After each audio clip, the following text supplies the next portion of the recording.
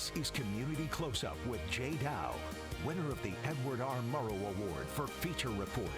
Brought to you by Jacoby and Myers, New York's personal injury attorneys. The newest faces of broadcast journalism. You're one of us now. Yeah. Giving their viewers exactly what they want. It really shows that there is a lane for new media content creators like myself to really get the news out there. A sit down at the Diddy sex trafficking trial with popular YouTuber Armin Wiggins. It really does truly feel like a form of betrayal. Members of the trans community told to leave military service on their own or be outed and then thrown out. A trans active duty master sergeant telling his side of the story. And an unconventional approach to living with Alzheimer's using a lifelike baby doll. I wasn't sure how I felt about it. Leads to a surprising and welcomed awakening. There is science backed behind this, that this can open up a door to some memories of nurturing and caring. A grateful daughter weighs in on the revolutionary treatment for a devastating disease. Welcome to Community Close-Up. I'm your host, Jay Dow.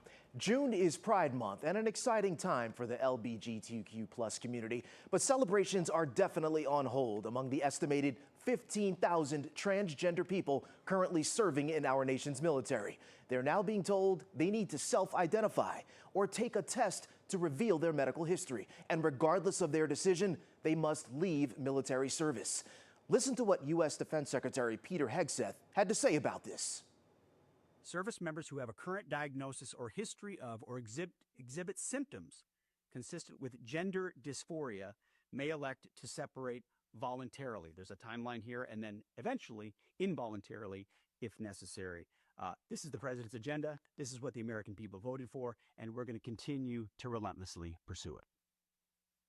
The Pentagon's plans to remove transgender members of the military is more than just a policy on paper. There's a real-life impact for trans military members who in the coming days will have to make a choice about their future. U.S. Army Ohio National Guard recruiting manager, Master Sergeant Nick Wright, is one of them, an active duty trans member of our military, and he joins us now to talk about what he's going to be doing in the next coming days. Master Sergeant Nick Wright, thank you so much for joining us. Please I appreciate the opportunity. Thank you. Tell us, what's your status right now? So I'm still working full time. We just got the final Army policy the other day, and we're still trying to work through kind of what the options are. The DoD has issued 2 directives in the last several weeks. I'm interested in what does it mean for trans members who do not self-disclose? What's the path forward for them? It's really kind of unknown still. It's branch specific. They are trying to determine how they're going to identify trans individuals. The tentative plan right now is to review medical records to determine if we have a history of gender dysphoria or any treatment that would have helped navigate, the transition process to include surgeries and things like that. So that really seems like the direction most branches are going in regards to kind of seeking us out. So that's really going to be kind of the breaking point for many of us, I'm sure, when that exam comes up and those discussions are had, if we're not deemed to be fall under that policy prior to that. I want to talk about those exams in a moment, but first I want to ask you, how has this whole process impacted you emotionally? It's rough. Many of us put a lot of faith, myself included, in the system. And I truly had myself convinced that the Supreme Court was going to do what was right, and to see that the evidence has been that we are mission capable.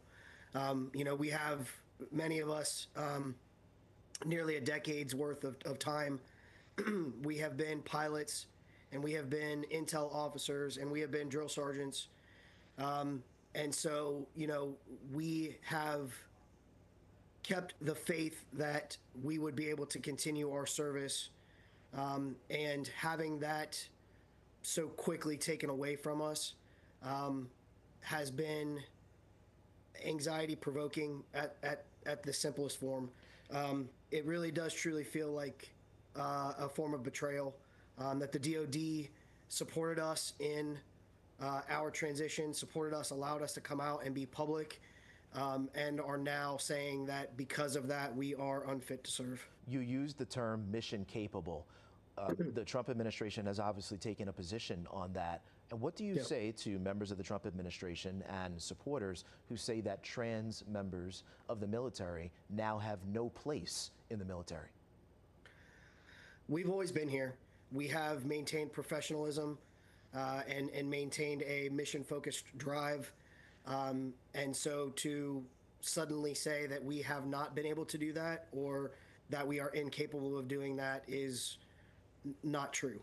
And I think that that's what people need to hear, is that we have proven that to be incorrect by the way that we've carried ourselves and the way that we have focused on meeting the standards, exceeding the standards, and helping set the standards for others. And you are self-identifying? That's the choice you're making, Sergeant Wright? Absolutely not. A voluntary discharge for me is not an option. I want to continue serving. And I still have faith that this policy is unconstitutional. And if it is overturned and I still have the opportunity to finish my time and my 20 years, I want that door to still be an option for me. And I am nervous that a voluntary separation would preclude me from being able to take advantage of that in the future if that becomes an option. Master Sergeant Nick Wright, thank you for your service. Thank you for your time, and good luck to you. Thank you. Appreciate the opportunity. Coming up right after the break, we are taking a look at the Diddy sex trafficking trial through the eyes of the social media influencers who are in court every day covering it. Are they ready to pick up the journalistic torch? Their followers certainly think so. Community Close-Up goes one-on-one with an incredibly popular influencer about Diddy and what many are calling the trial of the decade. That's right after the break.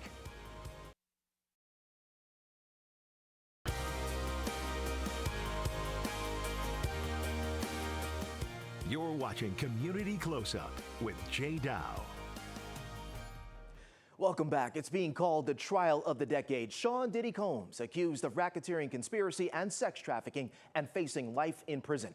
The details in court are, of course, sensational, but also complicated.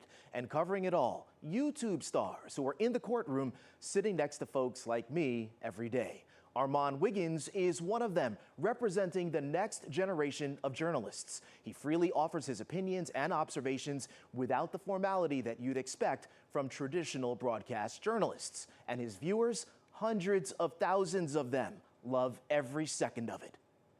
I said, Armand Wiggins, bring the tea. We go down to the courthouse, bring the tea. Be so much going on, child, every single day.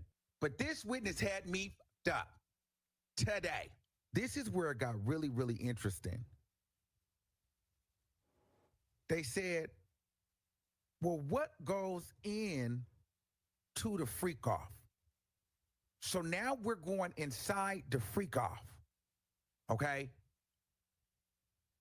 This is where it gets crazy. I recently sat down with YouTube star Armand Wiggins for a great chat about his experience covering the Combs trial. We're sitting outside the federal courthouse in Lower Manhattan where Sean Diddy Combs is on trial for sex trafficking and racketeering conspiracy.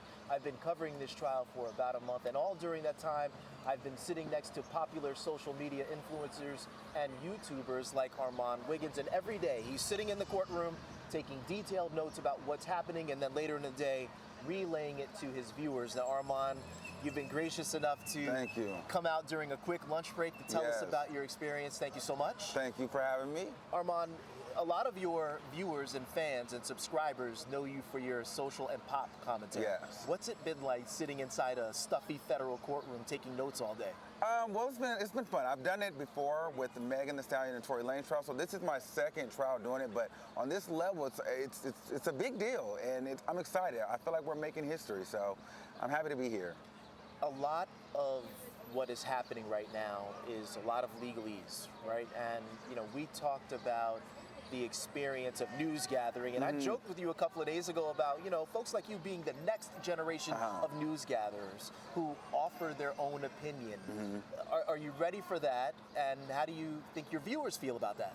I think I'm ready for it. I'm excited for it. That was part of the plan when I came here, because I'm originally from California. But when I heard this trial was happening, I started saving my money and I built out a plan. And so I moved here to New York for this trial, and my numbers have really been showing. My people are engaged, they're excited about it, and I think it's turning over really well. A lot of your online raps are getting hundreds and thousands of views. They are. I'm really excited about it. Does that surprise you, given the nature of the sometimes boring ins and outs that are happening inside the courtroom?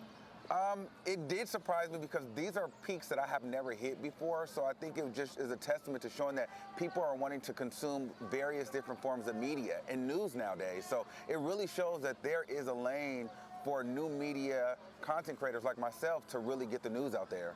And how does it feel being out here and seeing, I mean, you're one of us now. Yeah, listen. I mean, I can't do what you do, but you're doing what we do. I can't do what you do either, though. You know what I'm saying? I couldn't go to school that long. But honestly, no. I think what we do, it's a conglomerate of things, and we worked well together, And I think times are changing. The way people consume news is elevating, and I think that, it's a great time to be in broadcasting right now. Why was it important for you to come out here to New York, to be sitting in that courtroom in person every day? Because this is my culture. My family grew up on Diddy. I grew up on that. And this is hip hop culture as well. And, I feel like I'm building my tape when I'm writing my legacy as a media icon. And what better way to do it is to cover the biggest trial for the culture of the last decade and make history. And the world is watching this. So this is the moment. I mean, the world is watching you as well. Yeah, well, Is this going to be your last trial? No, probably not. I think this is just the beginning. I mean, I think I see you with like a press pass, standing next to press conference with a pencil in your ear. Listen, the press passes are a little bit difficult to get. I think I get in easier without the press pass. Armand Wiggins, thank you so much. I know you got to get back up to court. Thank you for having me. We appreciate you taking the time. Thank you for respecting me and having me on. I appreciate it. Absolutely. Coming up, how a lifelike baby doll brought a 92-year-old woman with Alzheimer's back to life. A powerful conversation with her daughter on how this doll resurrected a relationship that she thought was gone forever. That's coming up right after the break.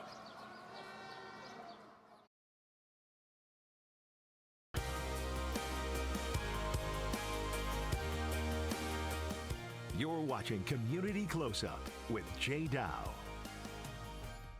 June is also Alzheimer's and Brain Awareness Month. There are currently more than 7 million Americans living with dementia.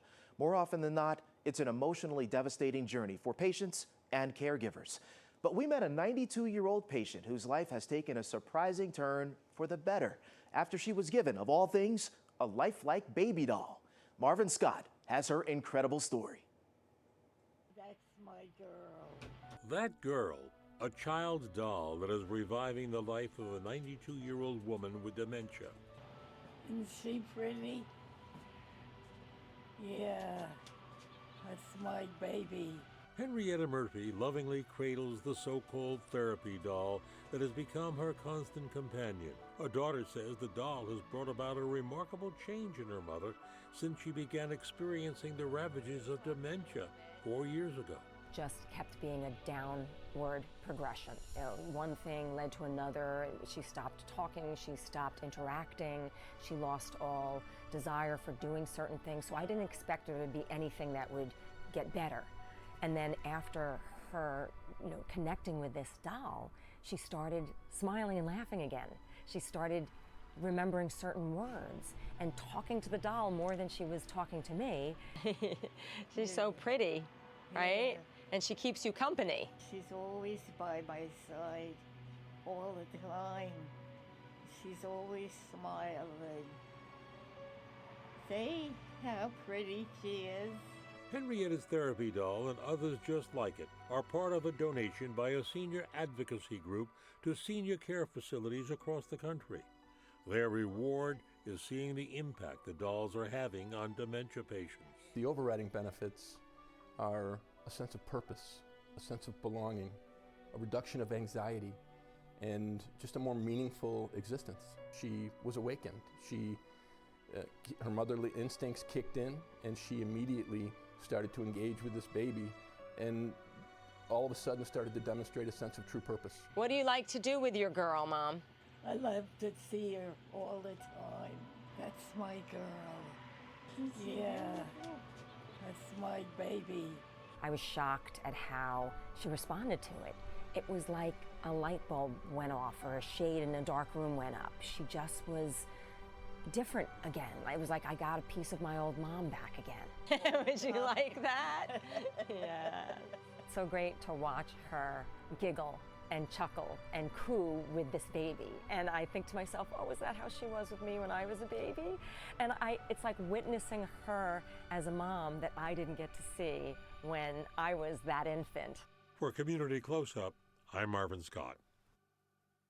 As we just saw from Marvin's piece, patients are not on this journey alone. Alzheimer's and dementia impacts the entire family. Coming up right after the break, we're sitting down with Miss Henrietta Murphy's daughter here in the studio for a powerful discussion about that therapy doll and what it's done for her mother. We'll be right back.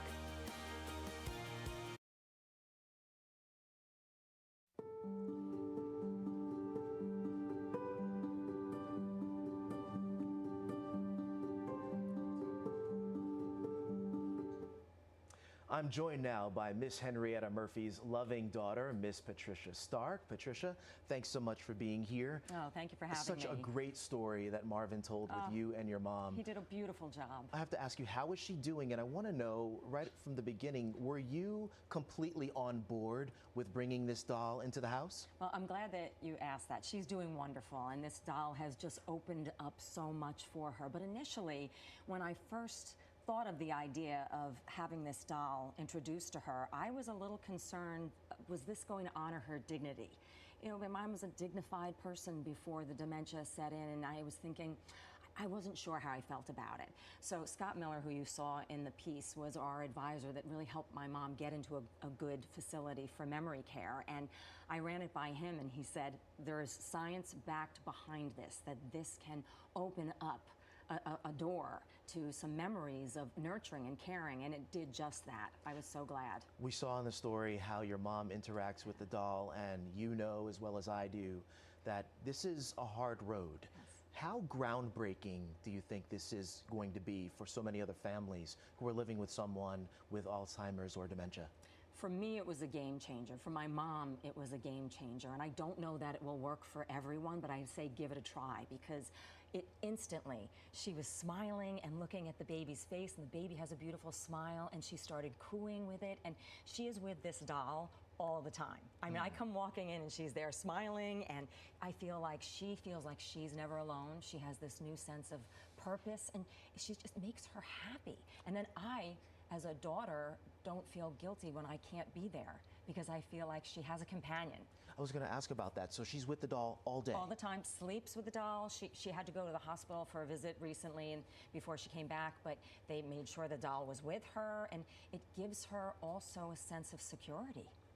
When you talk about your mom regaining her dignity, is there a way to explain just the light that you see in her eyes, the light that was dimmed by Alzheimer's? I think when you have the dementia the way that my mom did, you start to pull back from the rest of the world. And she also has hearing loss. So there's, I think, a lack of connection because she's not capable of connecting anymore. So this doll reignited a kind of connection for her, a connection with humanity. And I'm gonna start getting emotional, but like that's the light that I've seen come back to her. Patricia Stark, thank you so much. I mean, the best to you and your mom, your entire family. Such a wonderful story, and we wish you all nothing but the best. Thank you so very much. I appreciate it. Coming up, we really talk about families and stories that impact community, and this is such a touching story. And you know, Patricia getting choked up here is really affecting me as well. You know, we want to hear about your stories. To continue to send them to us, send us an email at communitycloseup@pix11.com. Thank you for joining us. I'm your host, Jay Dow, on behalf of the entire Community Close Up team. Thanks for watching, and we'll see you next time on Community Close Up.